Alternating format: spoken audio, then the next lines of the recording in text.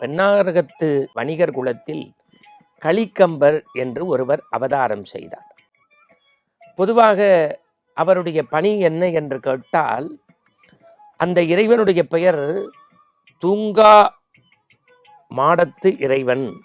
தூங்கா மாடத்து இறைவன் என்று சொல்லக்கூடிய உலகத்தின் பரம்பொருளாக இருக்கக்கூடிய சிவப்பரம்பொருளை சிக்கனை பற்றி நாள்தோறும் தினமும் வழிபாடு செய்வார். அடியார் பெருமக்களை சிவனடியார்களை வீட்டில் கூப்பிட்டு காலலம்பி பாத பூஜை செஞ்சு சாப்பாடு போடுவார். இது என்ன பெரிதா என்று கேட்கலாம். இன்றைய நவீன உலகத்தில் நம்ம வீட்டில் 5 பேர் இருக்கோம், 6வதாக ஒருத்தர் வந்தால் சங்கடப்படுறோம்.